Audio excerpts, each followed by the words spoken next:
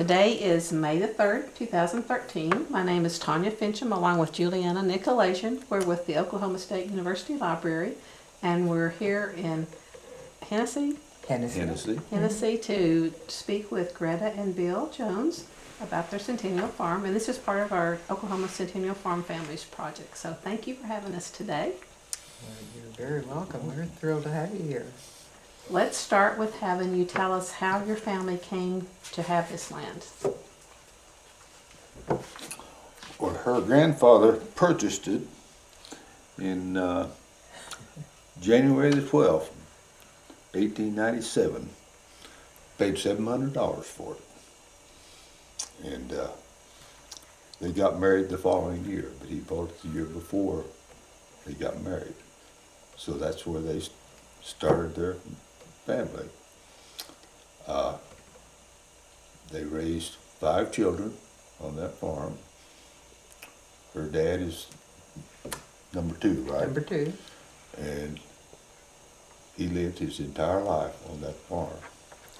At the time he got married, he bought the farm from Grandpa and Grandma, and then they lived their whole life, and he had never lived anywhere else. So, but it went from, well, he bought it, like I say, for $700, and then it went to her dad, who bought it from them in 1933, which is right after the Dirty 30s. Mm-hmm. And I don't know for sure, but I think he paid the note off, because they were one of the first ones that got an FHA loan. They were just about to lose everything. And her grandmother wrote some congressman, I don't know who, told her the shape that they were in and they needed help. And the story goes that whoever was in this area, they got a message to go out and make this lady a loan. What do you think about it? I have to approve it or anything? Just go make it. And they did. And they were very staunch Democrats because they felt like FDR saved the land. Mm. Okay. So, then after he passed away, well, the land went to Greta and her brother, and then we bought his half house, so we have everything except 5 acres that he sold. So we've still got 155 acres of the original land. Well, that's pretty good. Mm-hmm. That $700 was a lot of money back it was in that year. Very, very much. And but his father was a doctor in Lacey here, which, you know, the town just, well, the town's gone now, but in that time, it was a fair community going. And her grandmother's side of the family ran the Lacey store. And they put an ad in the Kansas City Star that this town needed a doctor and to contact them. Well, his house burnt up in Illinois, and they moved here. So that's how they got started. They had the store there, and the doctor just right close to each other, and the 2 kids got together and got married. Been here ever since. The rest is history. Yeah. Mm-hmm. But well, what did they originally farm on the land? Well, at the time that they bought it, I don't know how much, but most of this was in blackjacks. Now, the crops in that time, cotton was a cash crop. They raised all their feed for their animals on the farm. You did go to town and buy feed. You raised, so they had cotton for a cash crop. They raised oats, primarily for the horses, corn for the pigs and then the horses and the cattle. But that time there weren't too many cattle in this area. Everybody had chickens, they had hogs, and their horses. And so this is the way most of it was. And we counted up the other day, I think there was 8 different fields on that quarter section of land. But they had their different crops. And you know, they're talking about now rotating them, but they want to rotate 160 acres at a time. But it was interesting to see how they did it. Of course, that's what caused the great Dust Bowl. Everybody plowed the ground up and blew away. Well, out west of here, they didn't have the trees. Here we did, but we still lost a lot of land. And that's when the shelter belts were put in the 30s. In the 30s. And we've got one of the few shelter belts that's still left. So, but you can definitely see how they worked. You can go down there and there's probably 4 to 5 foot of sand stopped inside those shelter belts. It's, as far as the different crops, like I say, that was pretty well it until they got more land cleared. And they cleared a lot of land and sold the wood for firewood. And the Lacey store there was, like I say, the biggest store from here to the Texas line. And probably 80 to 90% of their business was barter. But I could show you the book where they'd go in and take a rick of wood and sell it for about 20 cents. But that would buy their groceries. And the people from the other side of the river would come over and buy wood and trade it probably with something else. But so much of the stuff was barter then, there wasn't the cash. And then they started growing wheat when they had bigger fields. And they started off, and I didn't know till recently that her dad and her granddad had fixed up an old Chevrolet car and put a box on it somewhere, kind of like a pickup. And this is how they hauled their wheat for several years. Of course, you know, they started with the team and wagon. Well, it's 10 miles to Hennessey, so that would take a day to take one load of 50 to 60 bushel of wheat to town. Well, then they got the car. And they did that about the time the combines came in. And now they haul in 1,000 bushel at a time with a semi-truck instead of 40, 50. A lot of changes. But my dad worked in the elevator, and he told me one time how many loads they dumped. It was just unreal. But most of them, it was a four-wheel trailer made out of an old car body and pulled it with another car. And They had to find a way to do things, that's it. didn't they? And then they come out the pickup, and you know, your Model T pickup probably wouldn't hold 15 bushel. But it's changed so much, and then, you know, everybody got trucks. And then the biggest change was the hydraulic lift in a truck.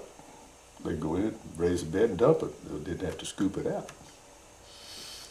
And then, like I say, they'd go into the semi-trucks, and they haul up to 1,000 bushel, and sometimes a little over. So that's made a big change. A lot.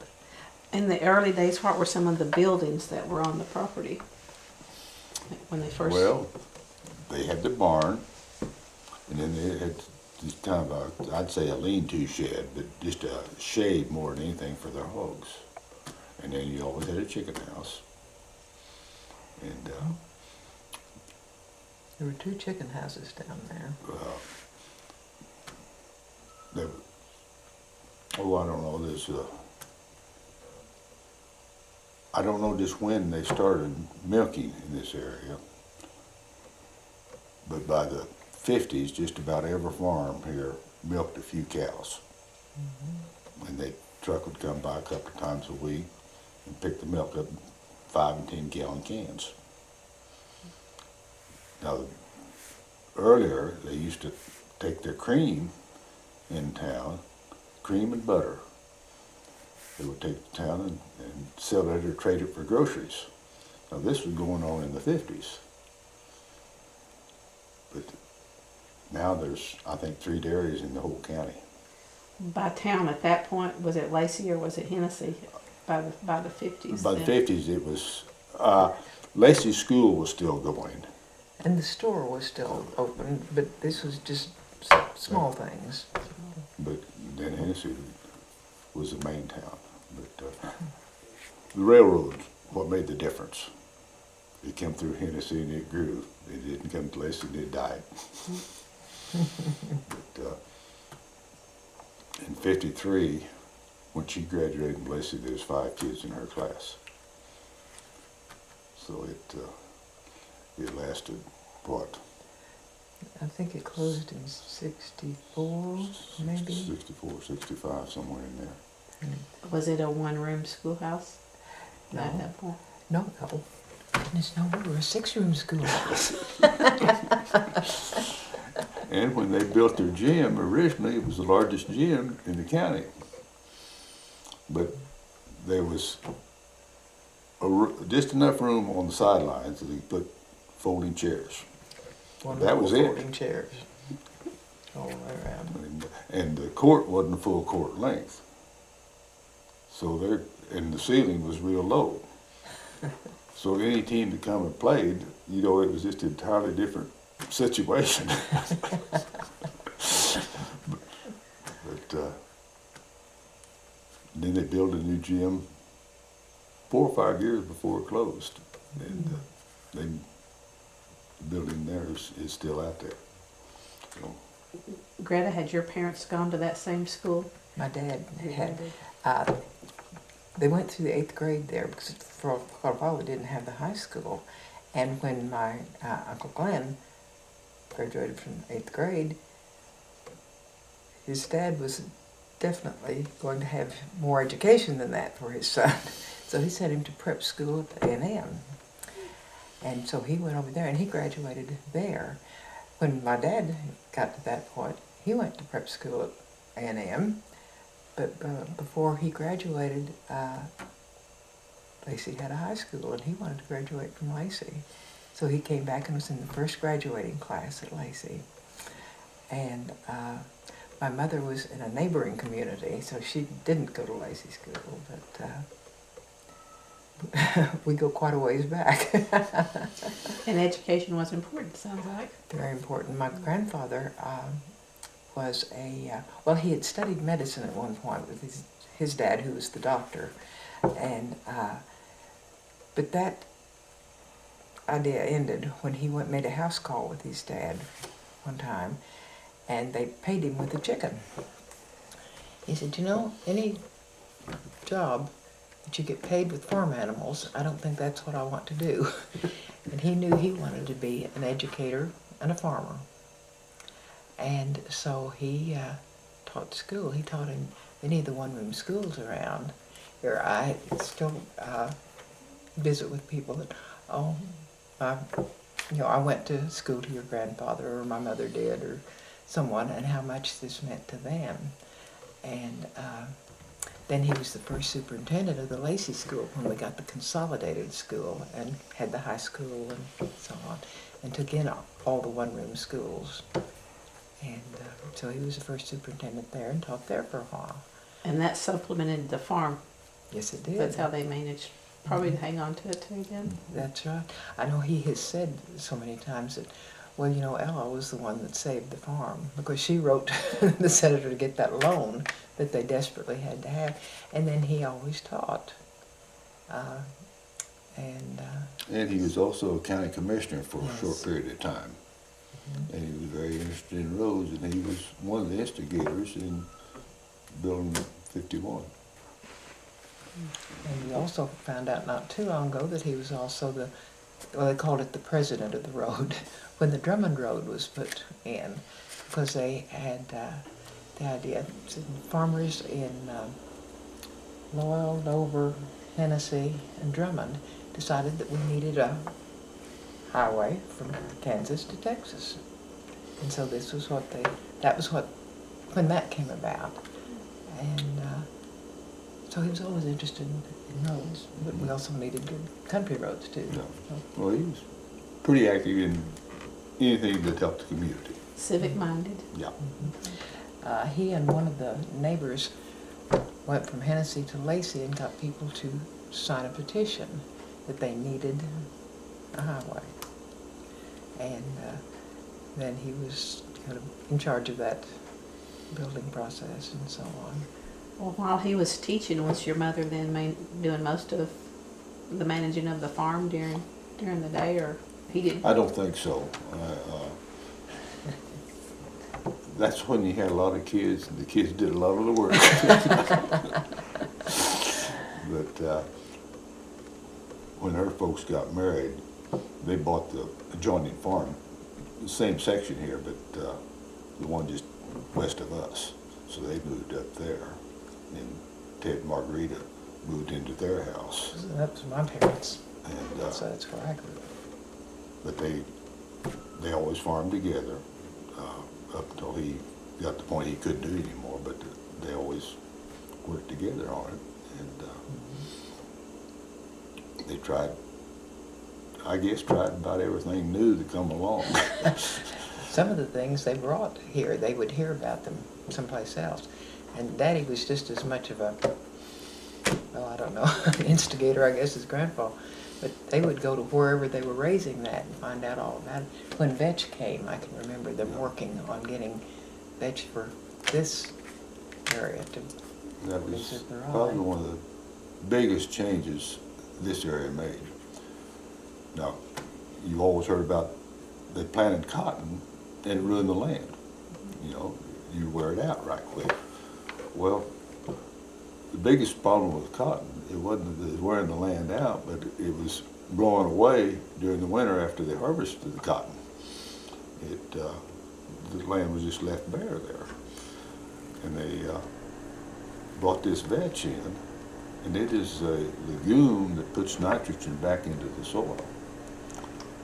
And so they started raising that along with rye, because the rye would hold it up off the ground where they could combine it. And at one time we had the biggest vetch processing plant in Hennessey that there was.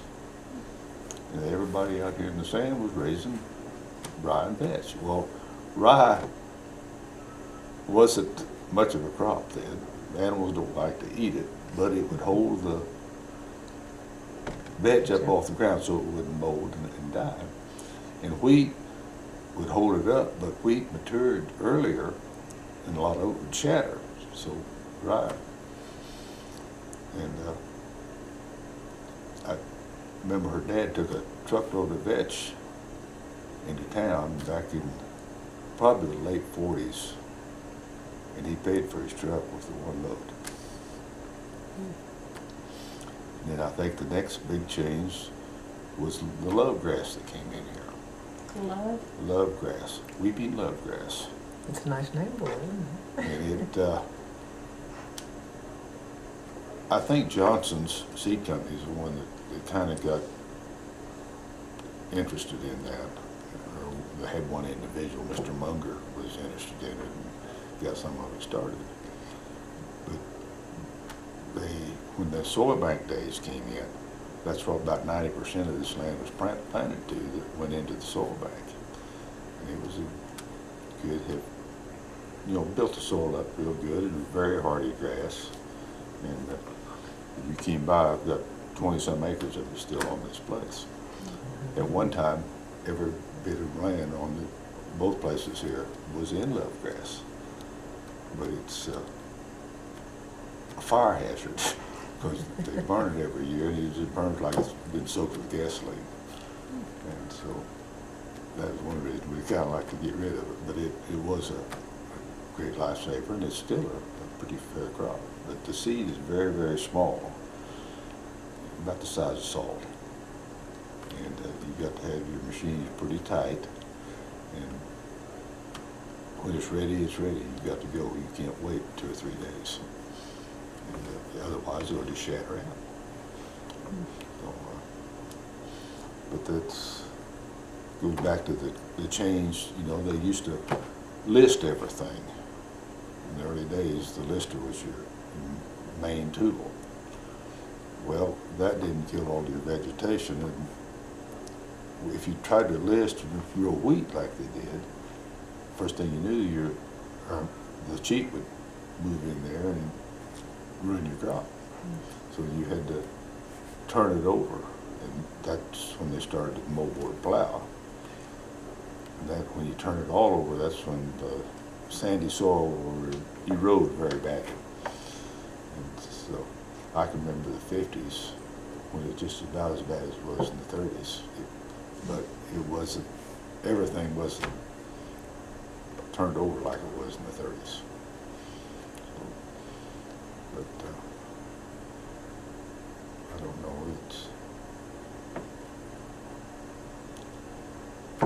her folks used to always farm with horses. And then they got a first tractor in the 30s. During the Depression? The Depression didn't hurt this area quite as much as it did other areas. They were already in a depression. So it just continued. It's a way But of life. the finances was hard. But like I say, everything was barter. And that's part of the reason. But nobody had any money. You could go down here at the store and buy a pair of shoes for $1.25. Well, was the tractor new or used? Is it what? Was the tractor new or used? I'm sure it was used. I don't know. They had an old M&M combine that I know was made in the 30s that they used kind of the late 30s and early 40s. But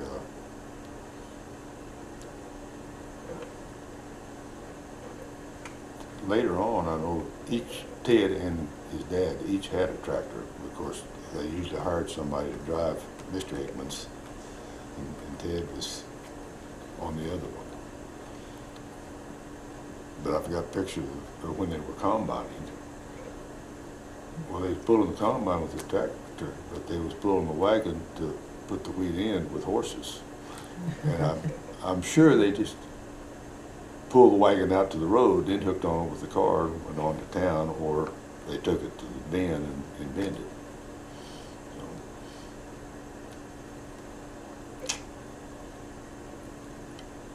So, going back to the vets, when we started dating, her dad was raising quite a little bit of vets. And it was awful bad about wrapping around all the shafts on a combine. He set his combine on fire 9 different times. That way, but he was ready for it. And he was always able to save it. But I never will forget. You talk about that. I thought, man, lose the combine and the whole crop at the same time would be kind of rough. It could be very rough. Did you have to drive a tractor for them? I drove the tractor quite a bit, not pulling the combine. I stuck with the plow and so on. And then I drove the truck loaded of grain to town and that sort of thing. Her granddad always rode with her in the truck to supervise her. Did they participate in thrashing rings back in those days? I can remember when I was pretty small, the thrashing crew was coming, but I don't know how long it went. I don't know when they quit. I don't think Dad ever worked on one after he was married, but before that, he was in with a group that they'd go from one farm to the next. They'd all work together. And but he and his brother worked with the thrashing crew quite a while. And then my grandfather on the mother's side had a thrashing machine with a neighbor, and they did all that out south and east of Hennessey. But matter of fact, that was the only thrash machine I ever worked on. But he had bought one when they sold the 101 ranch out and brought it over here. Probably the last thrash machine in this area that they ever run, but he used it to thrash peanuts. And So Greta, your parents had it from like 33 to 70? Right. So next- From 33 to 89. Over, Oh, yeah. over 50 years then. Oh, And her grandparents started off with this table. started off what? When they got married, they bought this table to. for Oh, their yes. kitchen. And they used it, and then her folks used it. So I grew up eating around this table, and when Mother was finally able to get a dining room set, she was just so thrilled. I said, please save that table for me. I'd like to have it someday. So my dad hung it on the wall of the barn on the inside, and they saved it for me. So when we got married, then I refinished it, and our kids grew up around it. So it's rather special to us.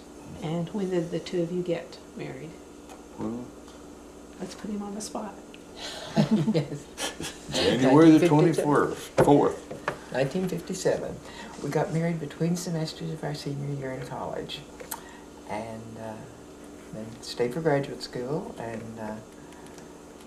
Well, her dad said she couldn't get married in June because, there's work to be done on the farm.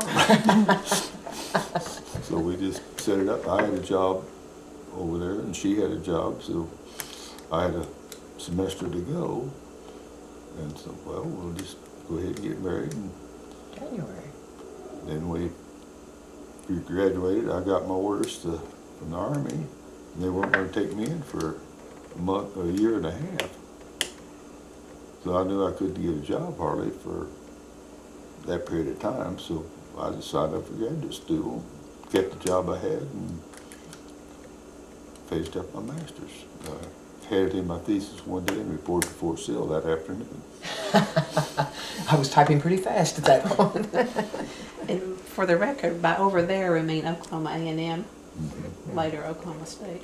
Yeah, we graduated in 57, it was A&M, 58 it was Oklahoma State. And how did you two meet? How did we meet? That's a good question. We had known each other quite a while. We went to the same church, but she went to school out here. I went to school in Hennessey. And I'd always had the impression that she was going pretty steady with a young man down the road here. So, I wasn't particularly interested in breaking somebody up or something, but And, honey, let's face it, you were going pretty steady with someone. yeah. But when we were going to school, there was several from my class going to school over there, and we would ride back and forth. None of us had cars, but one of our parents would take us over there or come and get us. So I got a call from one of my classmates, wanted to know if she could ride back to Stillwater with me that evening. So I said, well, yeah. Took her back. Well, she lived in the same dorm that Greta Hill lived in. And just as we pulled into the parking lot there at Stout Hall, Greta Hill come out with some guy I'd never seen. Okay, she smiled and waved and went on. Well, we came home between semesters, and I had tickets for the basketball game. And I called her up and asked her if she would like to go over to the basketball game with me.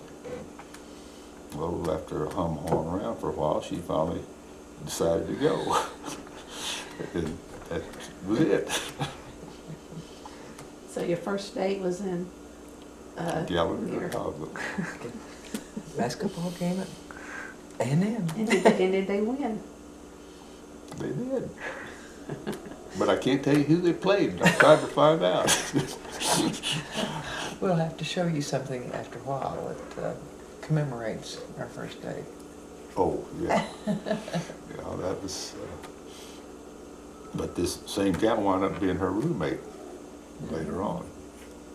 And, So I thank Coral every time I see her for coming back with him. So he had to come to Stout. and you talk about you worked in the library. That's where most of our dates were spent.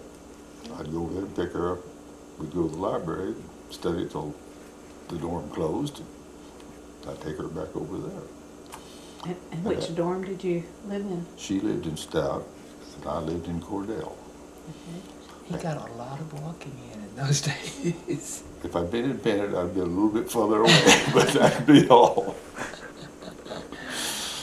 He'd come over would usually go to Vespers at the Student Union, and then go to from there to the library, and like you said, stay until it was time to get back to the dorm. And The library's kind of halfway in between. But you know, my grades sure improved after that. I don't know how that works. I didn't spend much time in the library that first semester.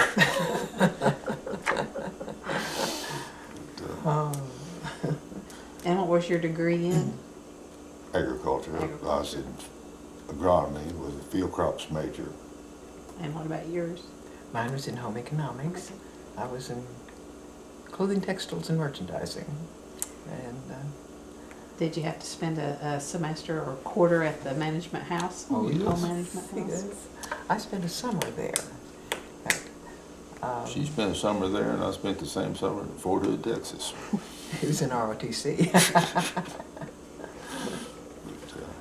But, And so when you got out, you came back to the farm when you No, graduated?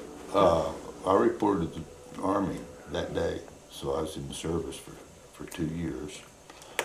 And I come back, and well, before you were in the service, we lived in California for a year and a half while you were stationed out there. And our first daughter was born out there. Go ahead. then, well, we got back, and I was going to go into farming with Dad, I thought. And we got here in January, and I went in there about every day and doing something. And about harvest time, Mother told me, said, well, we just don't have enough for both of you, so you're going to have to do something else. So I went back over to Stillwater and talked to them, and I was offered a job back with Foundation Seed Stocks over there. And I was getting ready to move over there. Well, I came home that night, there's a car sitting in our driveway. And there's 2 guys in there. Didn't know either one of them.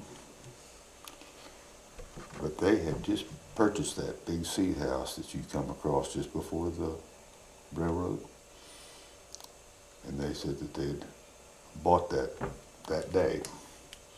And they just wanted to know if I'd come in and run it for them.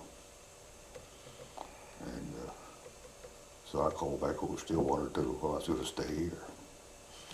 So I ran that for 3 years. And it didn't work out like it was supposed to, so again, I went back to Stillwater, and I worked over there for, 2.5 years as secretary and manager of Foundation Seed Stocks.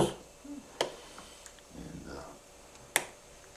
Dr. Gardner and I didn't agree on a lot of things, and so I had a chance to leave that and went back and got in the seed business again, and I put a plant in at Dover. And we processed basically mung beans was the biggest thing, and rye and cowpeas. But while I was at Hennessey, we processed about 10% of the mung beans used in the United States in Hennessey. And now they don't even grow any around here. I'm not even sure I know what that is. Well, if you eat Chinese food, you'll have bean sprouts on it just about all the time. And those are mung bean sprouts. That's the only use for them. Did you know that? They make a real nice sprout. You had alfalfa sprouts, haven't you?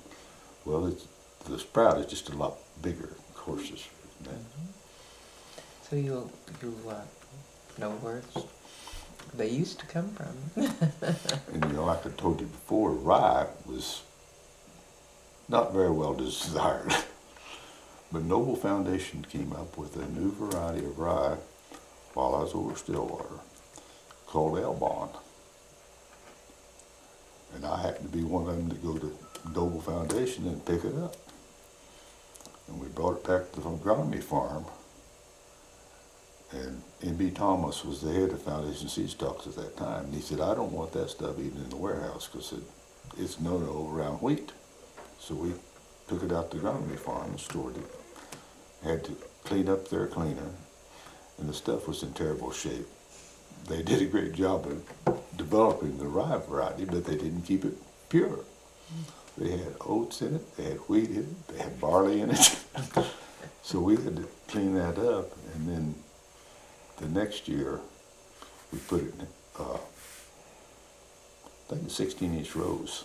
So we could go in and roll all the bad stuff out and take that seed and start over. So I've been with Elbon Rye ever since the day it was released. And we had one of the first commercial fields after the college sold the seed to go in the seed. And the biggest thing about it would produce more than the old rye because rye is a self-pollinated plant, or a cross-pollinated plant, but it would accept its own pollen too. So you got a better job of pollination, which increased your seed production. So about, I'd say 90% of the rye growing around here today is Elbon. And you did that on this farm? No, No? I did that on a farm out east of Hennessey. Okay. Dad was farming a place there that had, was pretty sandy, but it was right on the edge of hardland, and everybody out there was raising wheat. So you have to have an isolation of 1/4 mile from other rye. So we had to kind of look around and find a place to plant it. So now you don't have to worry about it because your neighbors plant the same thing.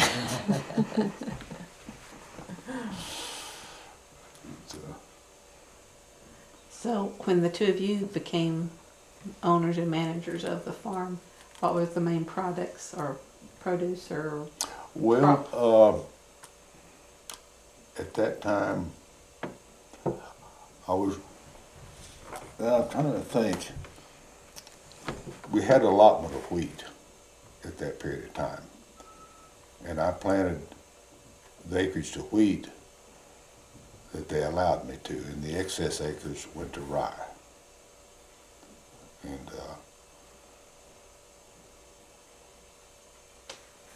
we did that up until they did away with that program, and they would let us plant whatever we wanted to.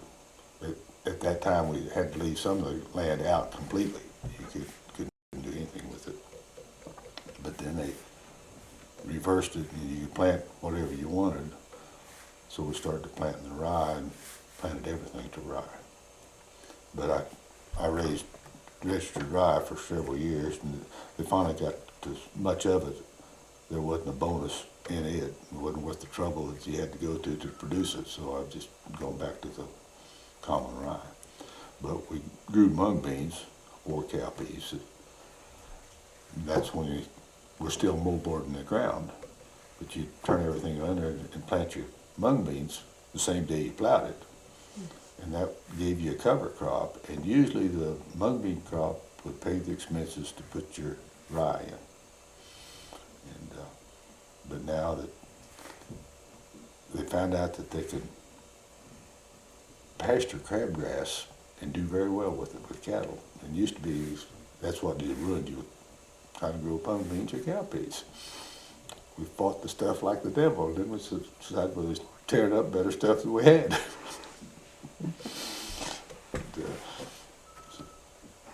But I don't think there's a field of mung beans or anywhere around here now. And like I say, it was a big, big crop.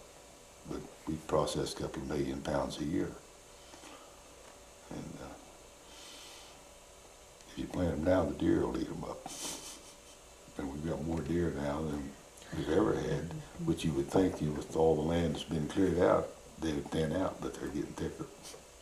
and coyotes too? Or just... Coyotes do. Mm-hmm. Well, A few bobcats. Lots of critters around. well, how many ponds are on this piece? One. Man-made, or was it natural? Man-made. Man-made? During the 40s when they were doing that sort of thing, or? That was probably done in the 50s. We're pretty fortunate here. We're not too far from water. And most of the water was provided by wells. Now they hand dug some of them back there. But a lot of them just drove a sand point. And you don't know what a sand point is, do you? It's a piece of pipe about this long. It's got a point on the end of it.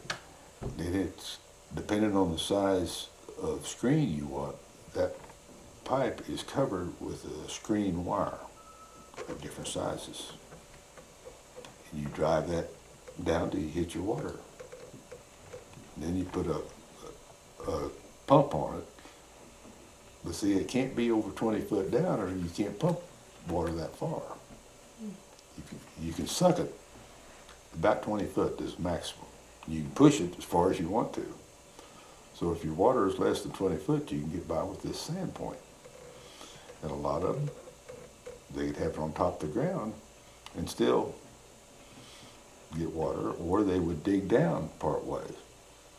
Now on the farm that my dad had, they had dug down 20-some foot and lined the walls with brick so it wouldn't cave in, and then drove the sand point on down another 20 foot. And then hook up your windmill and you had water. Now, the water well that they had, and I don't know, I suppose when they built the house, that it was right close to the house, and it's still there. And of course, they did away with the windmill and put electricity and put a pump in there. And, but they've got 2 wells down there. I used the other one because it's closer to where the tanks were. But then, 6-7 years ago, I couldn't see my tanks because they were all underwater. Now we don't have enough water to grow. So we built the house here in '76. They had the house completed. And I went in to get the last load of brick. And we were living in town at that time. When I got back to Hennessey, just about dark. So I just parked the truck there and I'm going to bring him out here the next morning. I couldn't even get here the next morning. It washed the road out.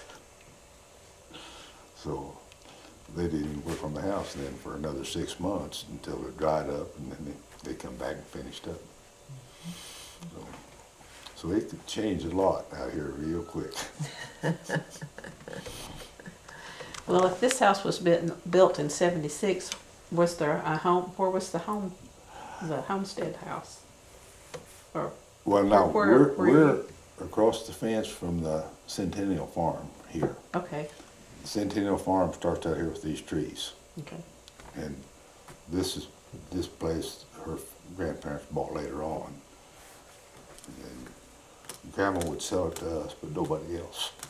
So that's how we got it.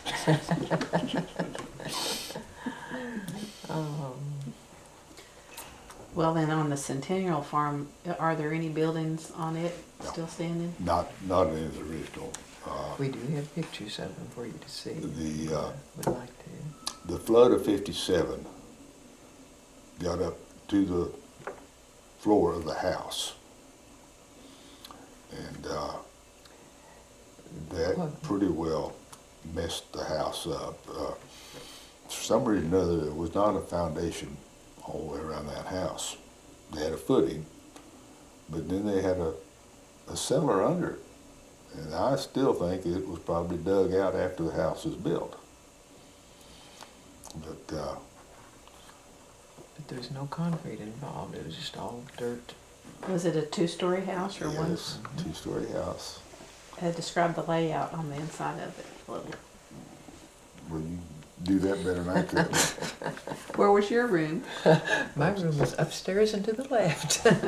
It was a 2-story house. It had 2 bedrooms upstairs, no closets. And one time I thought, well, Daddy, where did you all put your clothes? Well, we hung them on a nail.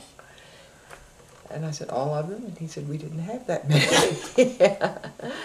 But of course, after the folks moved in, they put in some closets. There was 1 bedroom downstairs, and that was my parents' room.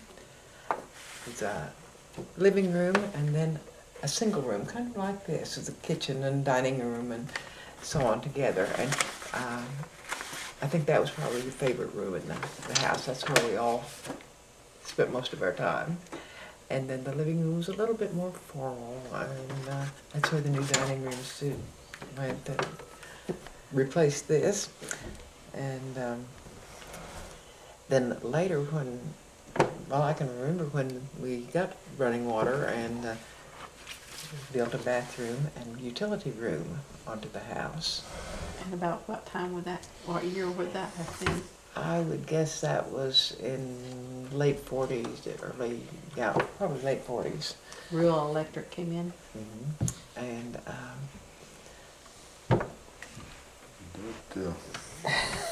How did they heat? well, for quite a while with a wood stove, a pot-bellied stove, and for a time Mother cooked on that too, and then she, just got a range later on, and refrigerator, and so on, and then they went to a floor furnace. When did we decide that was? Early 50s? Probably real early 50, Mm-hmm. 48 to 50, somewhere in there.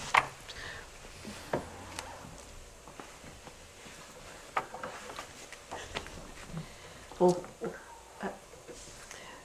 I'll ask Julie's favorite question too. Since they raise chickens, do they have a certain way of harvesting those?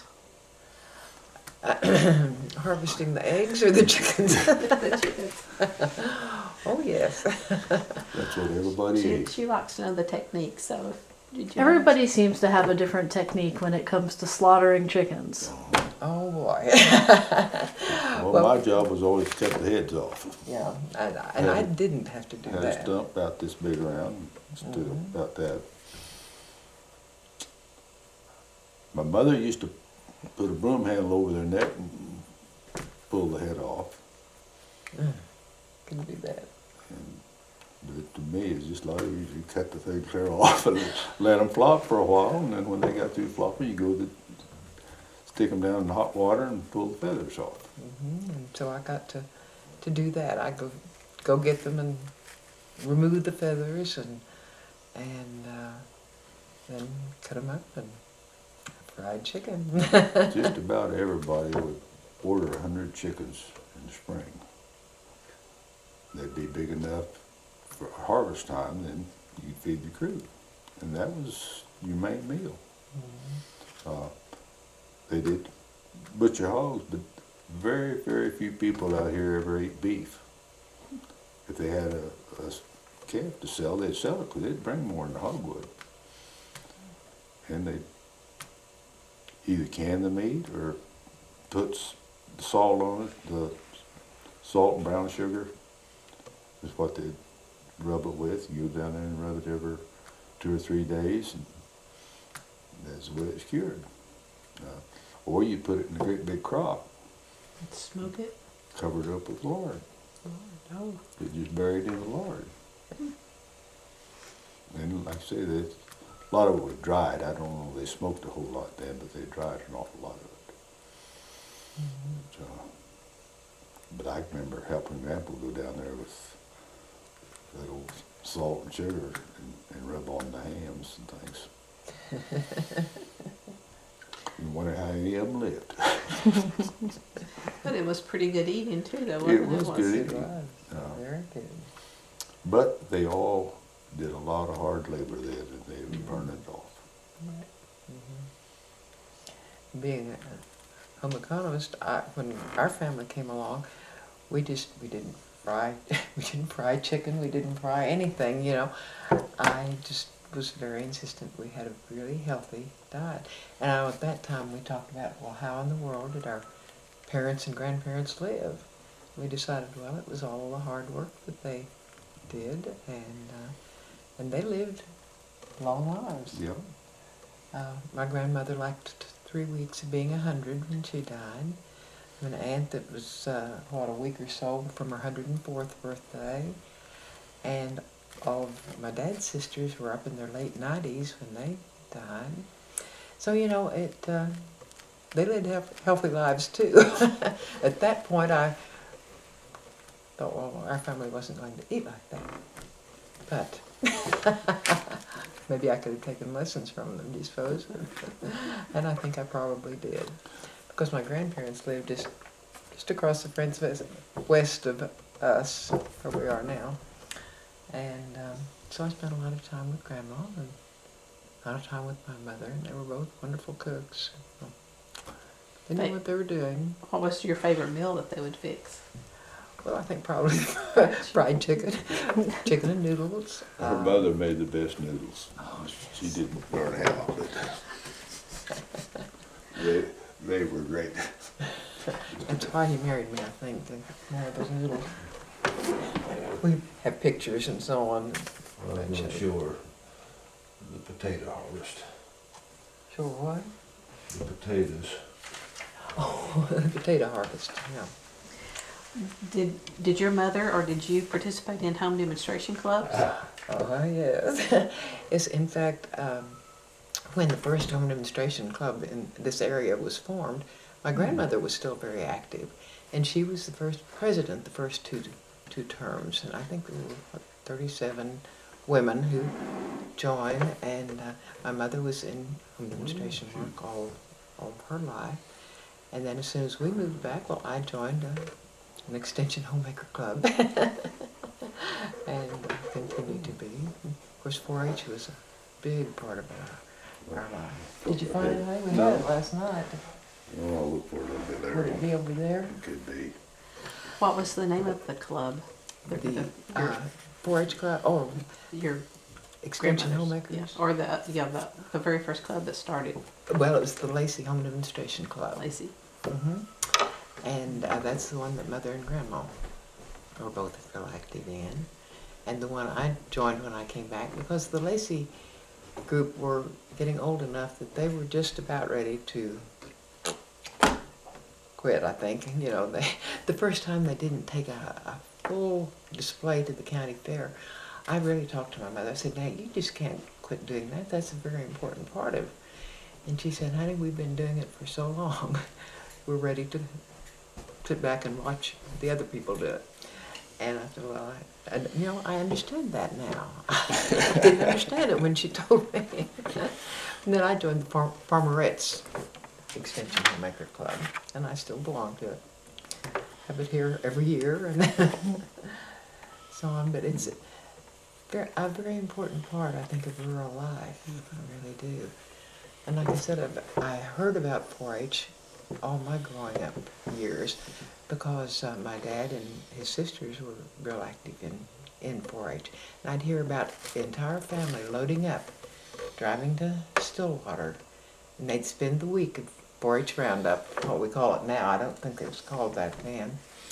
But spend the week on the campus at at A&M, and how much they all enjoyed it and so on. And I'd hear about the demonstrations and the talks and so on. So, of course, when I got to be 9 years old, I joined 4-H. And, going back just a little bit, I asked Daddy one time how he decided to be a farmer. He said, well, he had wanted to be ever since his 4-H days. He really enjoyed the farming and the animals and so on. And so I went through 9 years of 4-H, and then our children came along, and they did too. And so it's been a very important part of it. I was the adult leader of the club in here for 15 years. All the time that our kids were in 4-H, it was that or we wouldn't have a club because nobody else wanted to do it. And now they don't. And now they don't, and that's a shame. But our oldest daughter grew up to be well, first she was the extension homemaker Yeah. agent in Custer County. And then when the 4-H agent became available, she said, this is who I really want to work with. And so she applied for that job and became the 4-H agent out there, and they hired another home economist. But I don't know, you learn so much in 4-H. And at the time I joined it, it was because of all the things I'd heard about and everything. I had no idea how much I would learn from it, and friends I'd make from all over. And Well, she asked each of the kids at one point what was the best thing that they had for preparing them for future life. And all three of them said 4-H. and they'd all been very active in so many other things. And I just was interested because I asked them separately. I didn't want a copycat answer. And every one of them didn't even have to think, well, 4-H. 4-H. Of course, that's what I thought I'd shaped them, but... So you have 3 children. Are they daughters, sons, one of each? We have 2 daughters and There 1 they are son. right there. And we have some other pictures that I'll show you a little bit later when you see our ancestor wall. I thought you might like to see that when we're through. Did any of them attend OSU? Well, Jeanette has 2 degrees from over there, And her husband has 2 degrees from there. and Carla Kay has 1 degree from there, and then she left us and went to Virginia and got her master's and a husband. Still up there. I knew she shouldn't have gone in the first place. Our son went to Stillwater 1 year, and that's back when farming was just about to fall apart. And he said, "Dad, there's no future in agriculture right now, the way things are." He said, I think I want to go to photography, because he loved to take pictures. I said, well, where? And he said, well, there's 3 schools. One of them's in Rochester, New York. Santa Barbara, Santa California. Barbara, California, and East Texas. Commerce, Texas. I said, well, we better look at Texas. Thought we might see him once in a while. So we took off, and I don't remember when, but we drove down there, looked the school over and talked to them. I said, yeah, I said, that's what I think I want to do. Well, he went down there, and while we were there, picked up something there and said that, well, the Board of Regents was thinking about raising the out-of-state tuition.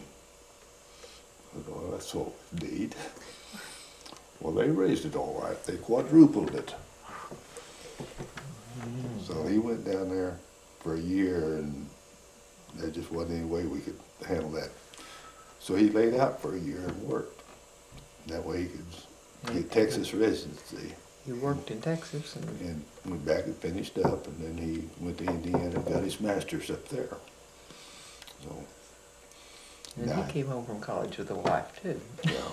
That happens. It seemed like it does. Pretty good place to find it. Or it did for me. We kept hearing on phone calls, and he'd say, Leanne something. Leanne. And I said, well, Leanne, now is this someone we should know about? Yes, probably. Sure enough, she was. They graduated there and got married the next week. Went to Indiana, and they came back, and she hadn't finished, so they went back to Commerce and lived there for a year, let her finish school, and then they went to Oregon. So we got them on both coasts. He said, you know, a fine art photographer, this is what his interest was. He didn't want to be a portrait photographer. He wanted to do scenic. He said, need a little more interesting surroundings in the flatlands of Oklahoma and Texas. Well, yes, I could see that. And he said, they had about decided they wanted in the Portland, Oregon area. They really liked that. So she was a hotel and restaurant major, and there's 4 home economists in our family now. And so the hotel that, there's a hotel that she was working for, the Marriott, transferred her out there and moved them to Portland. And so that's where they stuck. And they love it. Well, in that original house, they had a cellar, I'm assuming. So canned and lined it with canned goods. Yeah, they used to use pressure cookers to can everything. Now they use them for bombs. I noticed that too. Yes, yes. When they were having the issues with the dust blowing around, did they participate in the program to get terracing put in? Well, no, we don't have that much slope here. Now, you get in hard land, you get half a mile this side of, get on the other side of the creek, and you start seeing terraces on both sides of the road.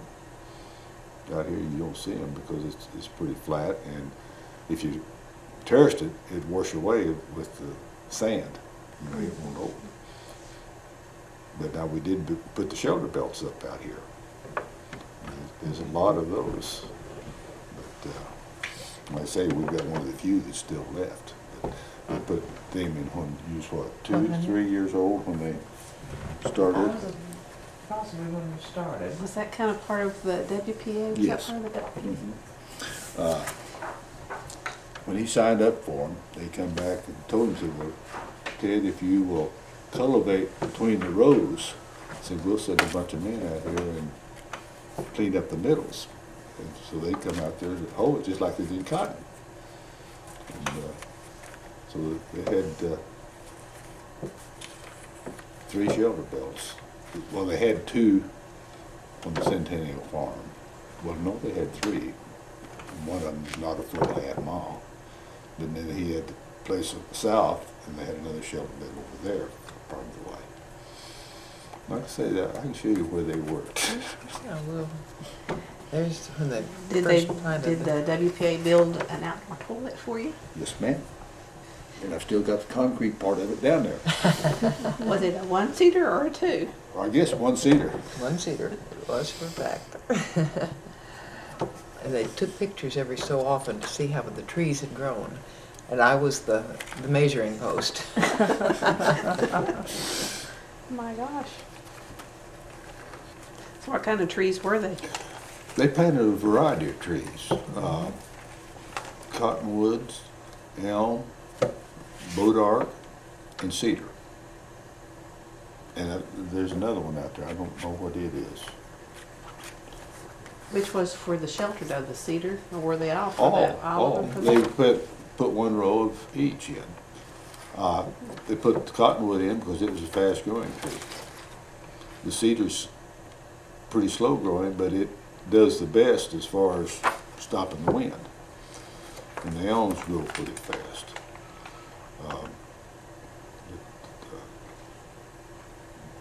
They probably didn't do much good for 10 years.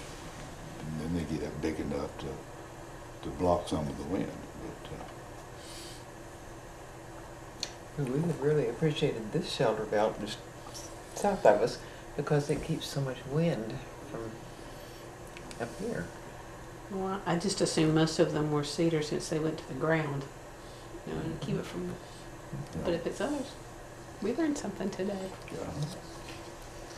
now, you will see a lot of cedar trees planted out west now for a different reason. You ever see a snow fence? Mm-hmm.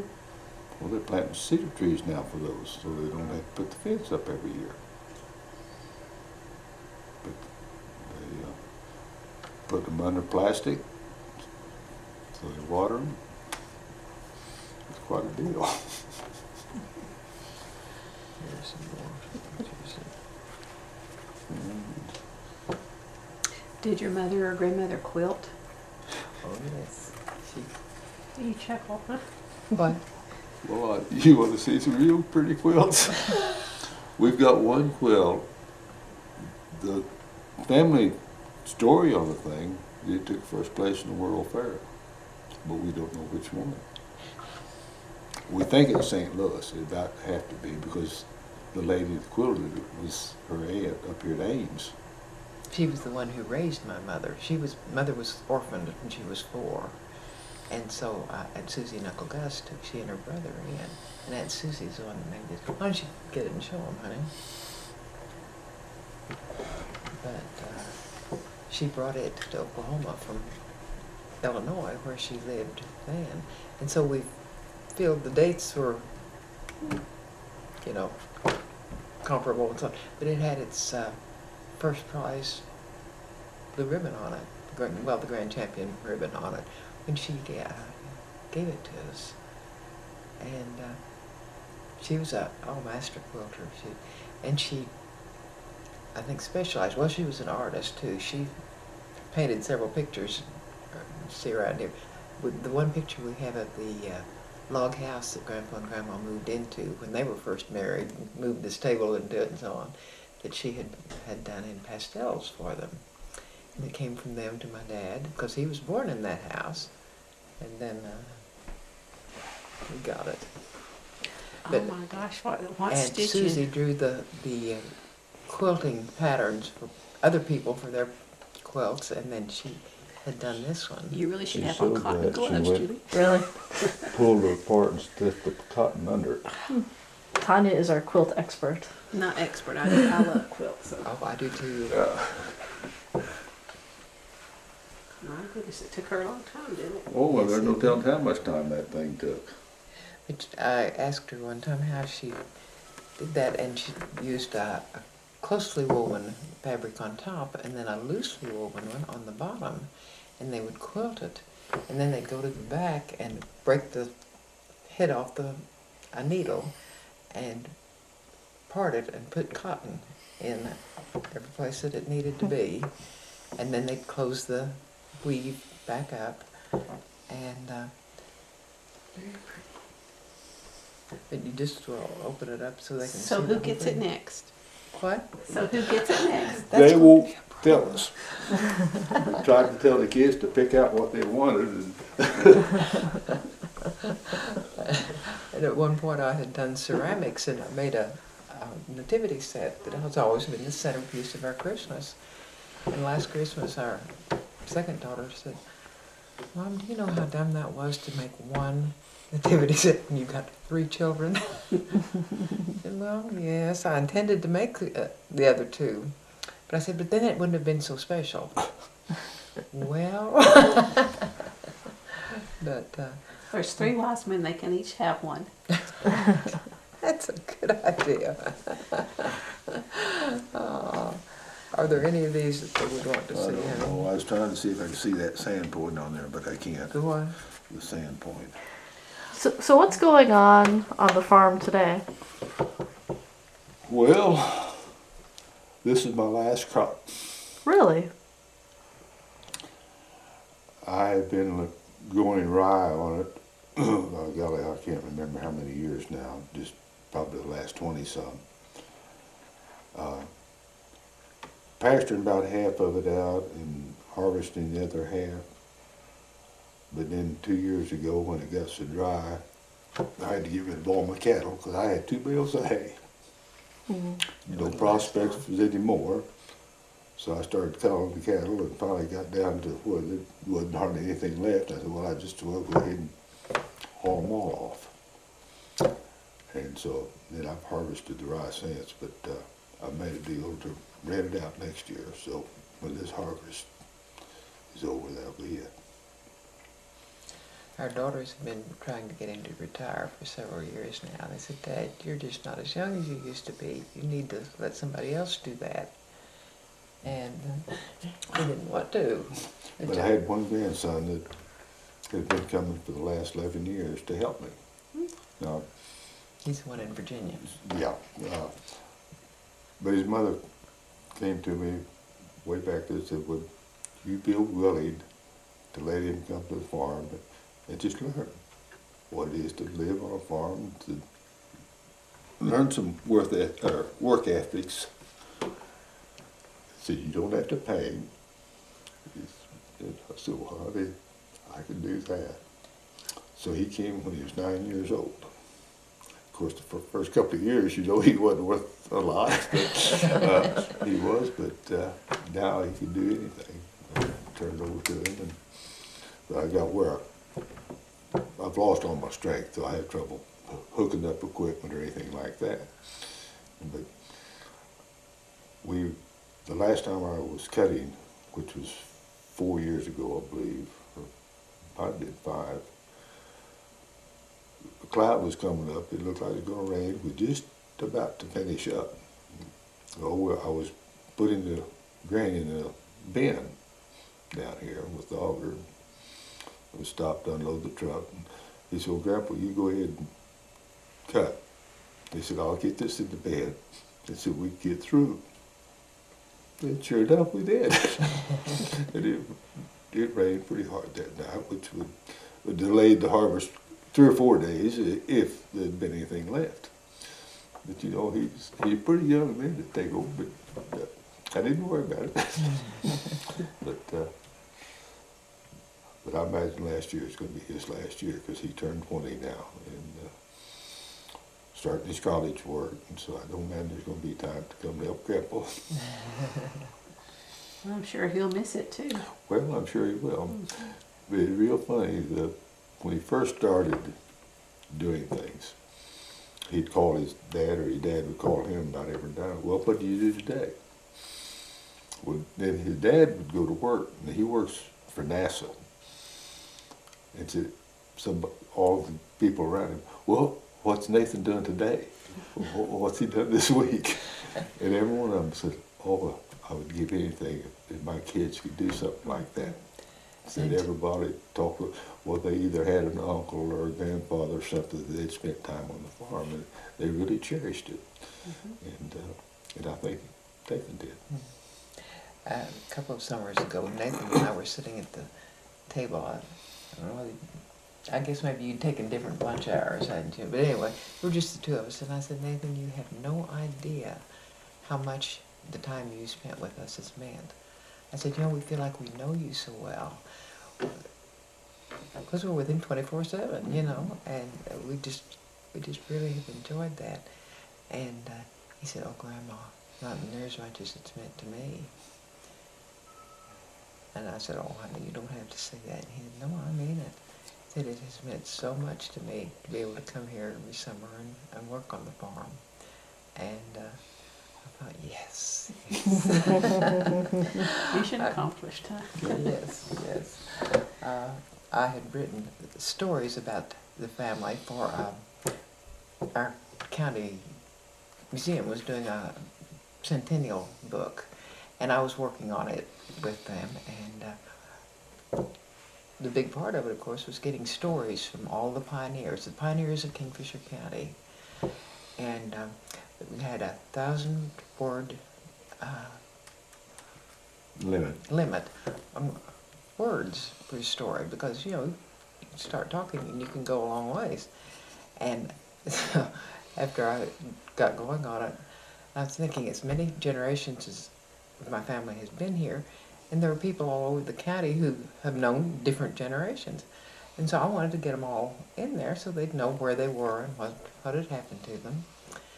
And I called the gal at the museum and said, well, what do you do if you have more than 1,000 words? She said, write another story. Well, that made sense. And so I wrote one about my great-grandparents, and then my grandparents, and then my parents, and then us, and then our children, because they had lots of friends all over the county. And I wound up with 7 stories. And so I kind of redid them a little bit for this, so you could read them later and know a little bit more about us. But anyway, we're very much into history of all kinds, but especially family history. Well, we need to back up and ask about holidays. Are there special holidays? What do you do on special holidays? Christmas, Thanksgiving, July Well, 4th, what? Christmas and 4th of July. Not Thanksgiving. No. And I'll tell you why. Her grandparents were married on the 4th of July, and her dad was born on the 4th of July. So they had a double reason, and the family always got together and kept doing that till Ted got up, or Margarita got there, where, you know, she wasn't up to fixing the meals and everything, so that we took that over. And it was a big enough deal. I cooked a whole hog. But the Hickman bunch came from all over.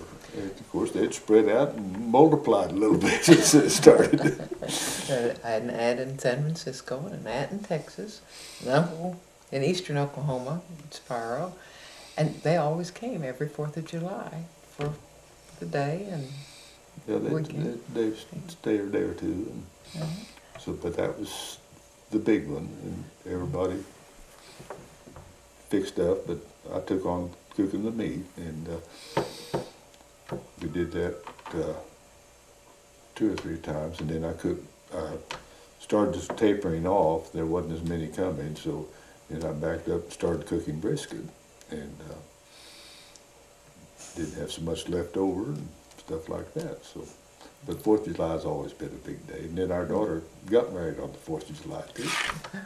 We had a sunrise wedding in our front yard. Can you believe that? And then our next... It rained all day the day before. She sat there in that window seat and cried all day. Next morning it was beautiful. But we had put tarps down on the walkway, you know, and of course we had to borrow folding chairs from every place. Earlier in the wedding planning and so on, and she said, "Oh my, this is going to be so much easier to have a wedding at home." I said, "What did you say?" And she repeated it. And well, she said, you don't have to take your clothes and go to the church. And well, you're right. Yeah, I hadn't thought about that. But you know, the last time I checked, when you have a wedding at the church, they have seats for people to sit in. They call them pews, you know. And in the kitchen, they have the dishes to serve them on. They have tables for people to sit at. And yeah, you may have a point. But we had it anyway.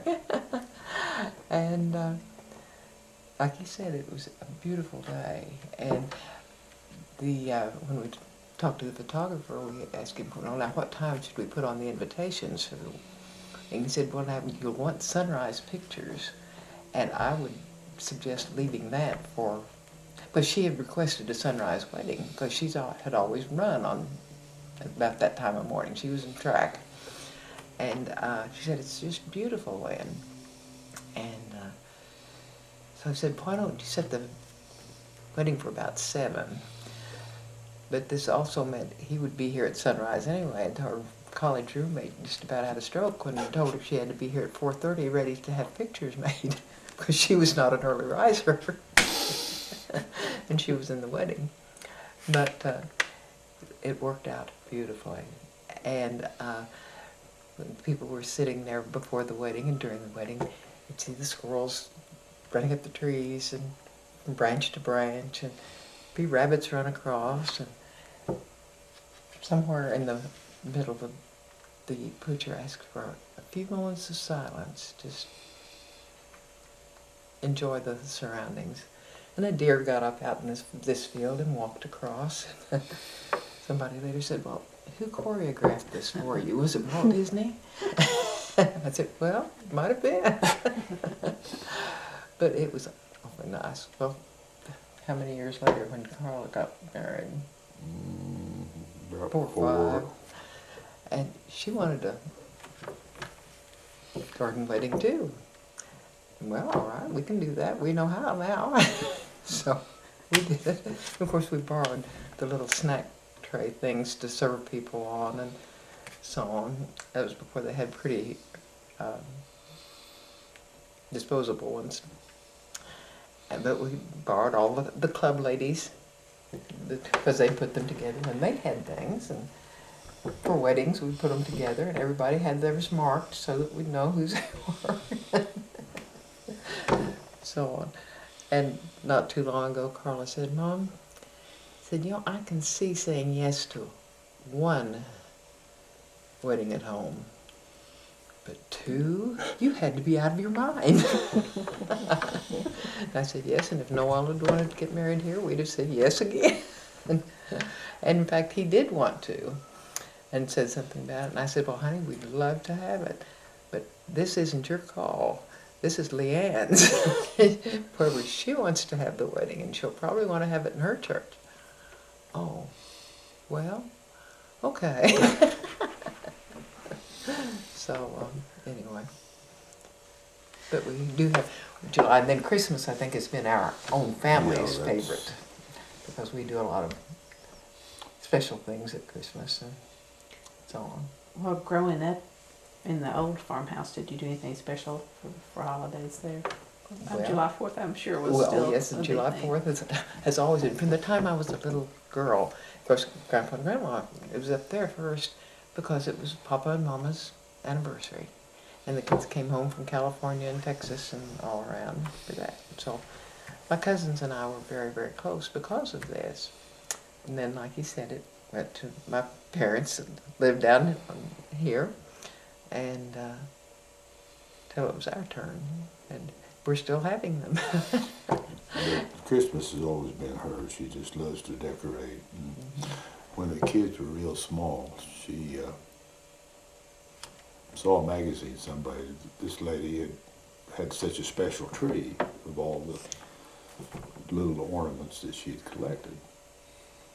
So she gets hold of the newspaper or the magazine, you get your address, and wrote to her. And, well, she gave her some and said, well, I can pick up some of these decorations for you if you would like.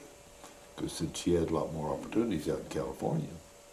Yeah, she lived in Encinitas, California. And so she started collecting different ornaments, all of them real small, and made several of them. And so each year we kept adding to it, and pretty well fill up her tree now. But that lady stopped to see us right after we'd built the house. As a matter of fact, we didn't even have the road out here in front. But we came into the old East Road and come up this way. They called. We're going through and wanted to know if they'd come out. Well, of course. I gave them directions to get here. Got in real late that night, driving a little motorhome. And he told her when they got there, so this is Beverly Hills. Said, I'm not going any farther. So they pulled up here in the front yard and stayed, I think 3 days, I wasn't it? think so. And just had a real good visit with them. But it had described her tree in the magazine as being miniature toy decorations. But her mother had been a French war bride, and she wanted to raise her family with the same kind of decorating they did there. And so this was how Anne had grown up with those. And then she started looking for them. And I said, well, where do you find them? They're just, and she sent me an 8x10 picture of their Christmas tree, and it was darling. And when I wrote to her, I said, I have 2 very small daughters, and I'd love to decorate like that, but I don't know how or where. And so she sent me that picture, and then, like I said, she started shopping for us. And of course, as people saw what we were doing, then they would bring us back things from different places they were. So we have a lot of souvenir type decorations, and then of course we got inspired to make a lot of decorations. So the kids and I made quite a few. So decorating our tree is a real fun time. And Bill had always taken the kids out to chop down a Christmas tree. And so we had always used cedar trees. And of course they're not always as pretty as we would like them to be. First one that Leanne was here, we looked at a picture of it later, and I said, oh, Leanne, that was just terrible. And she said, well, I thought it was kind of cute. But it wasn't the perfect Christmas tree, But anyway. And then we started making cookies when the kids were little. And they'd take plates of cookies to their Sunday school teacher and their school teacher and their music teacher and, anybody that worked with them. They'd take a plate of cookies to them. And they were something else too. One of the one kind of cookies, the only one who could frost them was Bill, because he could get the frosting on really smooth and even. And then I'd hand paint them. There were angels and Santa Clauses and The angels and the chickens were the 2 hardest as far as we painting. renamed them the what are the Christmas birds anyway? But The gingerbread men and the reindeer and the gingerbread boy and the train. But they were just about 5 different kinds of cookies, and they were all decorated differently and so on. So everybody loved to get Christmas cookies. And so then Daddy again built us a cookie tree.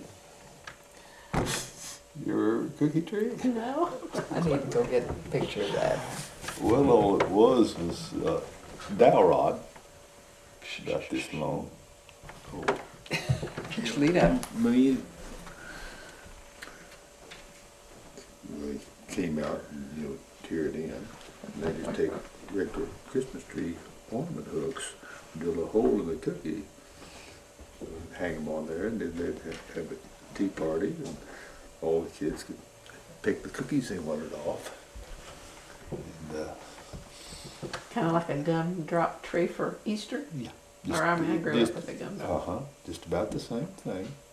And they really enjoyed it. And of course, when the girls got bigger, where they could help so much, they got so carried away cooking cookies for Christmas. And the year we went back to Stillwater, when I went to work with the college over there, our son hadn't been born yet. But he was due on Christmas Day, but he came a little early. So she cooked the cookies a little early. But that year she cooked 144 dozen cookies. Oh gosh. She That's a kind lot of of got carried cookies. away with it. I went with our son on a scout trip one time. We went to Padre Island. Took all the 3-wheelers down there. And she sent a 5-gallon bucket full of cookies with us. So, Well, were you a stay-at-home mom then, or did you work off? well, she the didn't farm? stay much. She was on the go. Watch out. Watch out, watch out. What are you looking for? The Christmas card book has a picture of the cookie tree. I'm sorry. Oh, you're Thank fine. you. I didn't want you to trip. Yes, I was pretty much a stay-at-home mom between trips with kids. So like I said, they were very active in a lot of things. And until they got to driving, Mom got to Yeah, think the year we moved out here, we left here every morning with 3 vehicles. One to school, and one for me, and one for her going to work. And gasoline went up.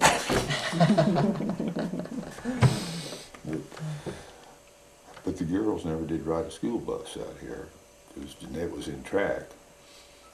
So she would take the pickup or a car or something in and stay after school. The other kids had to wait for her, but they come on their own. So Well, we always asked if there was supplemental income that kept the farm in order to be able to keep the farm, that people work off. there has off the been farm. all along, like her granddad worked. Her dad started, well, his first job was with the ASC office. So it was called something different then, but going out and measuring acreages and checking the records and stuff in different counties. And he got paid mileage going all over the state for that. But the thing that really got him, and it sounds so crazy, but if he went from here to Garfield County, which would be Enid, they would pay him mileage from here to the city limits. And on any driving around that he had to do, that was just on him. But they would pay him to the city limits of the town where he was to go. Mm-hmm. And then Farm Bureau Insurance got started here. He was the first Farm Bureau insurance agent. And he did that up till he retired. And then I worked in the seed business most of the time. And Have you had to have hired help other than the grandson? very, very little. I would use some of the people I had working for me in the seed business if I just really had to have something, but that was not very often. But I'd do it at nights or weekends. And I look back now and I wonder really why or how she put up with it, because I'd get off work and go run all night long and go back to work the next day, and she didn't even know where I was at. But at that time I was farming some land 5 miles south and 3 miles east of Hennessey. Plus this land. That's this land. And then my aunt and uncle's, Well, that was a little bit later on. I started farming up to Ames. for a while, he was going from Ames to east of Dover to farm. So 17 miles one direction and 18 miles the other. How many acres? I was farming right at 800 at that time. And we had we had 400 acres in Ames, and I had the quarter at Dover and the quarter there at Hennessey, which it only had about 100 acres cultivation. And this place here had 110, and I think the place that we've been talking about had right at 120. But the shelter belts, the house area and stuff is taking out quite a bit of the cultivated land. Thinking about the state of farming today, how many acres do you need to farm to make a living? Oh, you don't have to have too many if you got a good oil well. Mm. That's what's made the big farmers here. But that has helped this whole country. As a matter of fact, if you go back over the history, that was another thing that the Hickmans did, and I don't know how early, but they sold half their royalty under all this land. But like her dad said, that kept the land. Said he didn't regret it at all, but that's the only thing to do. But that has made a big difference. And that, the oil started here, late 50s. It was going when we got back here in 60 because we had a hard time finding a place to live. And they had the big boom, and then it kind of went bust back there when Penn Square Bank went under. That just about ruined everybody around here. And it hurt the farmers just as well because they were used to having income coming in. And I can remember one guy came in there at the seed house and he said, well, Bill, he said, my oil wells have quit. And he said, I know you owe you money. But he said, I'll pay you as I can. And I said, well, that's fine. Just, you know, it's nice to know what's going on. And he did. Anytime he'd get a little ahead, he'd come in and pay it off. But there's a lot of farms went under about that same time, and we come awful close. Yes, So we when did. the banks jumped interest from 9% to 18.5%, there wasn't any way. If you wasn't making it to start with, and then they jumped the interest like that. But my farm payments just doubled. And so I had to file bankruptcy. They wouldn't talk to me before. I mean, I went in and sit in that bank all day long. The president wouldn't even talk to me. But I filed bankruptcy. And then they weren't wanting to talk. This was the time Willie Nelson, you know, did the farm aid thing, and this was a suggestion to file bankruptcy knowing you'll not carry it out, but you'll get people to talk to you that wouldn't before. And that was real. I mean, it was just between day and night. And then we sat down in arbitration, and I don't know, they said something about it, how I was going to make my payment that year. And I said, well, if you get the interest down where it's supposed to be, I can make it. I said, otherwise that lawyer's going to get it. I said, he's got the check right now, and he's holding it till you guys decide what you're going to do. Well, they dropped the interest back from 18.5 to 8. I said, well, if you'd done this to start with, we wouldn't be sitting here. And so that's how we kept the thing. But, Rough times. at that time, Oklahoma was the most distressed as far as agriculture in the state. In the Union. And Oklahoma, Kingfisher County was the worst. And up on this side of the river, in this corner of the county, which is about 1/4 of it, 3/4 of the people are in trouble were in this area. But it's all out here in the sand. It's where we hadn't been getting rain. So let's fast forward to today. Kingfisher County seems like we're drilling left and right now. Mm-hmm. Is that helping the farmers in the county today? Yes. A little over a year ago, they came in here and leased a lot of land. Chesapeake Oil Company was the primary one. But they were leasing for $400 an acre. Is that good or bad? Well, that's a pretty darn good check. Okay. You figure out $400 times 160, It's a lot of money. that's for 3 years. If they don't drill, you might have a chance to lease it again. Now, we don't have much royalty because the Hickman sold all of it. And when we bought this, we didn't get any royalty at all because one of the in-laws was in the oil business. He said, I think we need to keep it. So he kept it in Grandpa and Grandma's name. And then they decided to divide it up between the 5 kids. So they deeded the oil minerals to the 5 kids for 5 years. No, 20 years. Well, the 20 years is up. It goes back to the parents. Well, the parents are gone by then.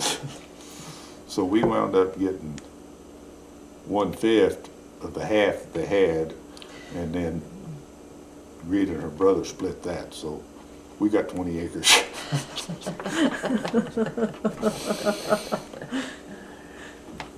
But that's more than we had to start with. Every time we get a check from one of them, we think, well, this is better than we had. But we've got a neighbor here. Let's see, 1, 2,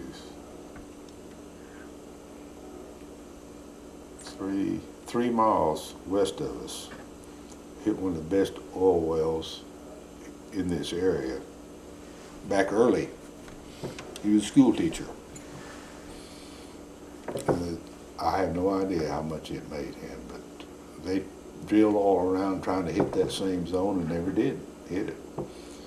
They did made millionaires out of them just real quick. But I guess he had all the minerals on it. I don't know. It's interesting how, you see that boom bust, and now we're in that boom again. It's been that way forever. They'll hit a spot. My grandfather on mother's side left here, and I don't know when, but around 1920 or a little bit before, moved to Tonkawa. And see, there was a big oil deal up there, what they call the Three Sands area, because I had an uncle that was killed up there. And then they came back to Hennessey in 41, I think. And then they stayed since then. But I know it's 41 because he bought a brand new Ford tractor. And they thought that was something else. It was small, but as long as you used the Ford equipment on it, you were all right. You didn't want to do anything else. But I got so mad at my grandpa because he wouldn't let me drive it. And I had an older cousin that he would let drive. Well, that didn't make sense. I'd driven a bigger tractor than that. But I never realized till just a few years ago how old I was. I was only 6. I thought I was big enough.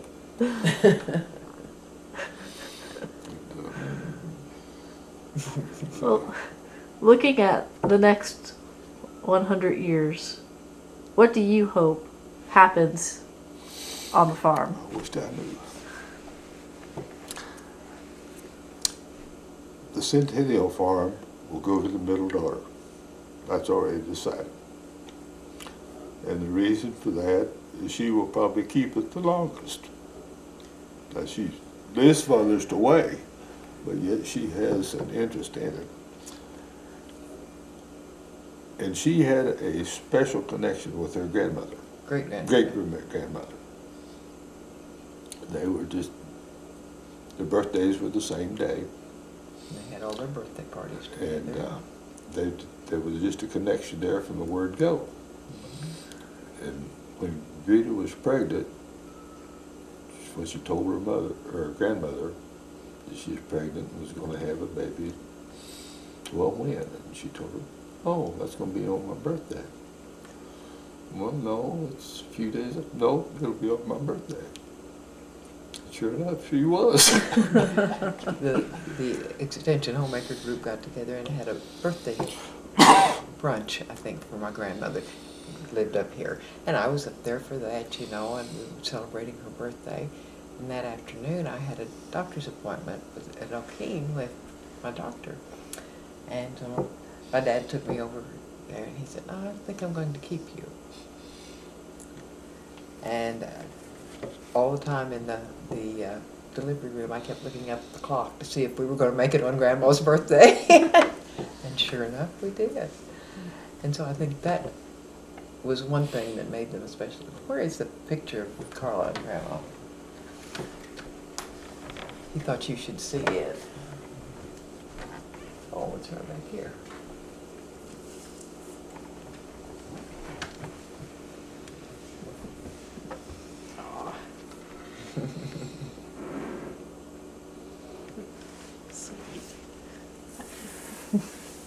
And she's the one that lived to be 100 and she lived to be 100 and... Yeah, she was just almost 100. They were, when my grandpa died, they were just a few days short of celebrating their 70th wedding anniversary. And so they had a long life together. Well, as we wrap up, do you have a favorite farm memory? Childhood, current, somewhere, anywhere in between? Either one of you. Well, I got it paid off. Oh, you got it paid off. Well, that would be good. Yeah, Was that a happy day? That was a happy day. it sure was, wasn't it? And what did you do to celebrate? I think we went to eat and had supper that night. Didn't burn the... Didn't burn a thing.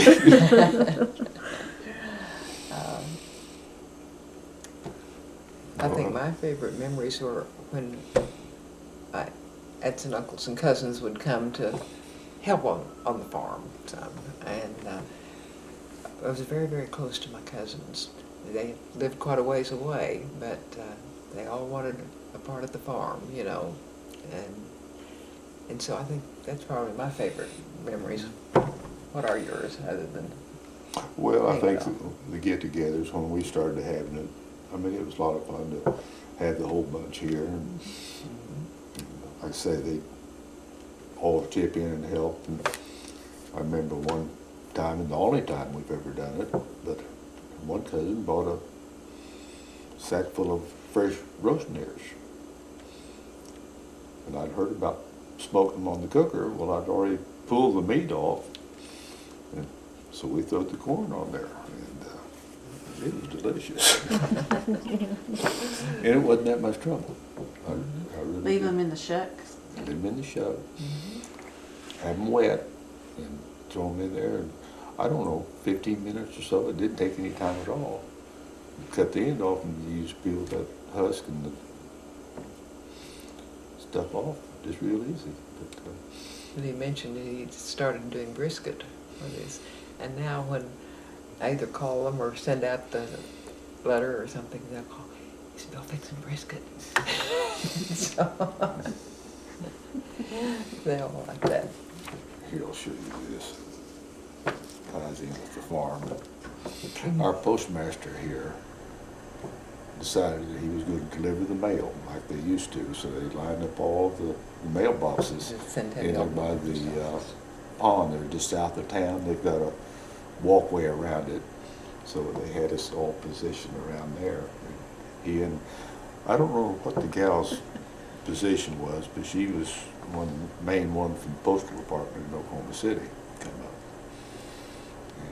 But they delivered our mail to us that day. And here's the couple that we've started all this mess.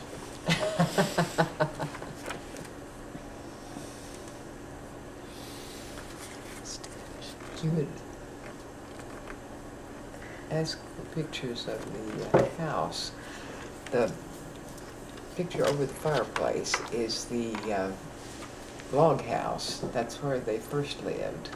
And then they built this frame house on it, and this is where I grew up. Daddy and Mother lived. The chicken houses were back behind it, and garage, or the barn out to the left. And did you take baths in the kitchen? Yes, I did. I have to tell her about my accident when I... I had the tin tub in front of the wood burner, or the pot-bellied stove, and I got out of it and backed up against it, and I had a burn like that on my behind. I think they had number 2 tubs. Do you remember if it's a number? What number? I- it was? Most of them were, but Mhm. But I'd take the first one, and other take the next one, and Daddy got the last one. Lots of good memories. Hard work, but good memories. Yes. Well, thank you so much for sharing them with us today. It's been a pleasure.